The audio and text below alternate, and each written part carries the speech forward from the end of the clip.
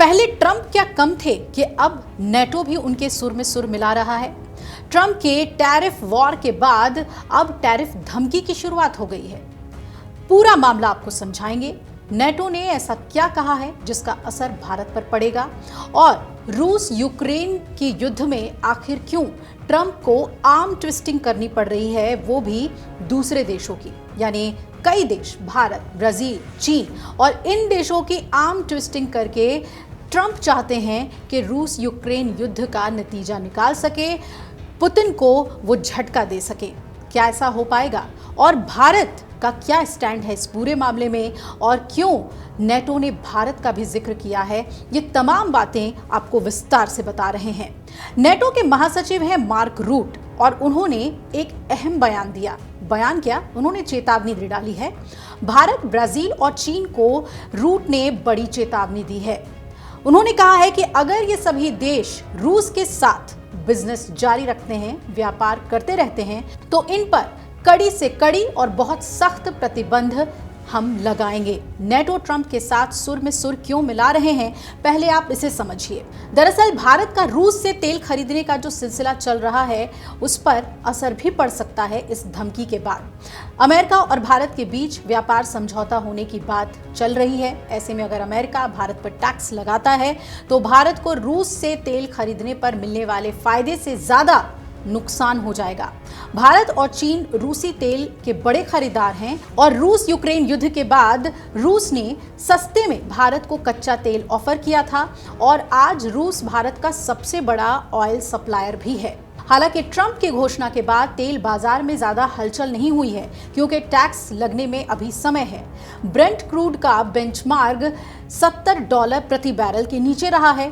पश्चिमी देशों ने यूक्रेन पर हमले के बाद रूस पर कई तरह के प्रतिबंध पहले से लगाए हुए हैं, इसलिए भारतीय रिफाइनरी कंपनियां फरवरी 2022 से रूस से सस्ते दामों पर तेल खरीद रही हैं। भारत अपनी जरूरत का 1/3 तेल रूस से खरीदता है, और युद्ध से पहले ये आंकड़ा 1% से भी कम था। अगर ट्रंप अपनी धमकी पर अमल करते हुए भारत पर टैक्स लगाते हैं, तो इस बार स्थिति अलग हो सकती है, क्योंकि पश्चिमी मीडिया में आई खबरों के मुताबिक अगर कोई देश रूस से व्यापार करेगा, तो उस पर भारी टैक्स लगाया जाएगा, और इसका असर उस देश के सभी एक्सपोर्ट पर होगा। पहले सिर्फ उन कंपनियों पर जुर्माना लगता था जो रूस के साथ व्यापार कर रही थी। अगर ऐसा होता है, तो भारतीय रिफाइनरी कंपनियों को रूस की जगह दूसरे देशों से तेल खरीदना होगा। यानी कि ये जो भारी टैक्स लगाने की बात नेटो की तरफ से कही जा रही है, ये बहुत ही नुकसानदेह हो सकता है भारत के लिए। उन्हें पश्चिमी एशिया और ब्राजील जैसे देशों से तेल लेना होगा, लेकिन इन देशों से तेल खरीदना महंगा होगा। उन्हें प्रति बैरल $4 से $5 ज्यादा देने होंगे। दरअसल नेटो महासचिव मार्क रूट ने यह भी कहा है कि उन्होंने अमेरिकी कांग्रेस के सीनेटर्स से मुलाकात की। आपको बता दें कि ट्रंप इससे पहले कई बार इस तरह की चेतावनी इन देशों को दे चुके हैं। वहीं मार्क रूट की यह टिप्पणी तब आई है जब अमेरिकी राष्ट्रपति डोनाल्ड ट्रंप ने यूक्रेन के लिए नए हथियारों की घोषणा करने के साथ ही ये भी कहा था कि अगर 50 दिनों में शांति समझौता नहीं हुआ, यानी कि रूस यूक्रेन युद्ध नहीं रुका, तो रूसी निर्यात के खरीदारों पर 100% का कठोर दूसरे पाली का टैरिफ भी लगा दिया जाएगा। वहीं नेटो महासचिव रूट ने संवाददाताओं से कहा कि मेरी ये खास सलाह इन 3 देशों के लिए है कि अगर आप अभी बीजिंग, दिल्ली में रहते हैं या ब्राजील के राष्ट्रपति हैं, तो आपको इस पर गौर करना चाहिए, क्योंकि इसका प्रभाव आप पर भी बहुत भारी पड़ेगा। उन्होंने कहा, तो कृपया व्लादिमीर पुतिन को फोन करें और उन्हें कहें कि उन्हें शांति वार्ता को गंभीरता से लेना होगा, नहीं तो इसका असर ब्राजील, भारत और चीन पर बहुत बड़ा होगा। अमेरिकी रिपब्लिकन सीनेटर थॉम टिलिस ने ट्रंप के इस कदम की सराहना की, लेकिन कहा कि 50 दिनों की अवधि उन्हें चिंतित करती है।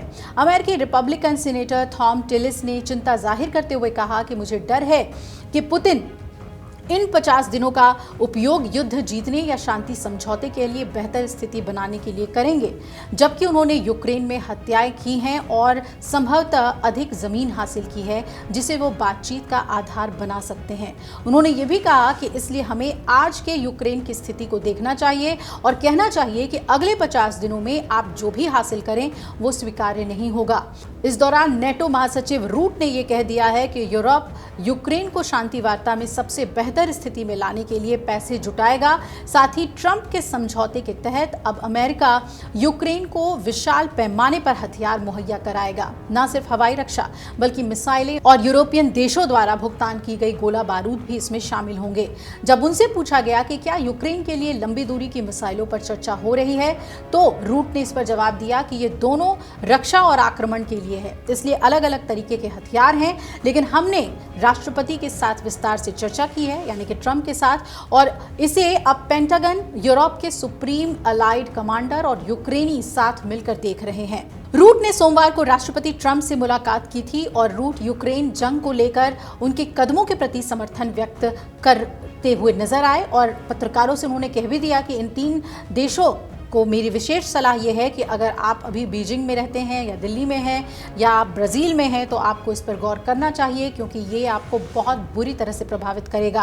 कृपया रूस के राष्ट्रपति व्लादिमीर पुतिन को फ़ोन मिला दें और कह दें कि शांति वार्ता के लिए गंभीर हो जाइए, वरना इसका ब्राज़ील, भारत और चीन पर भारी असर पड़ेगा। तो ट्रंप और नेटो ये सब कुछ जो पका रहे हैं, दूसरी तरफ SCO की बैठक चल रही है जिसमें रूस, चीन, भारत ये सभी शामिल हैं और कहीं ना कहीं SCO की बैठक के बाद ये कह भी दिया गया चीन की तरफ से खास तौर पर कि जो ट्रंप के टैरिफ प्रेशर का जो टैक्टिस है उसको एंटरटेन नहीं किया जाएगा।